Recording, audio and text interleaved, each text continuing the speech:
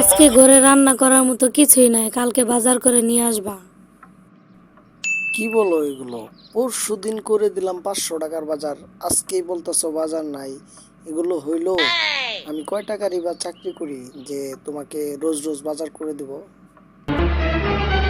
তুমি তো থাকো অফিসে, রান্না করতে কি কি লাগে তুমি কি জানো সব?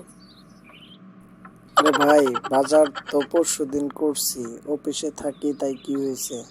বাজার কি কি লাগে সবকিছুই জানা থাকে, কিন্তু আমারও তো পকেটের অবস্থা তোমাকে দেখতে হবে, তাই না? ঠিক আছে, তুমি আমাকে ঠিকঠাক মতো বাজার করে না দাও তাহলে আমার বাপের বাড়ি আমি চলে গেলাম, তুমি থাকো।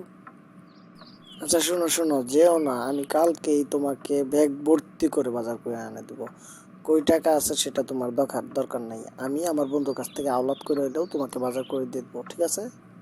তোমার কোনো মিষ্টি কথা আমি শুনবো না, আমার বাপের বাড়ি চলে গেলাম, তুমি একাই থাকো। আরে বাজার বাজার, আমি তো বাজার করেই দিব বললাম তোমাকে। তুমি তারপরও রাগ করতেছ। রাগ করো না, রাগ করো না, আগামীকাল আমি তোমাকে বাজার করে দেবো, প্রমিস।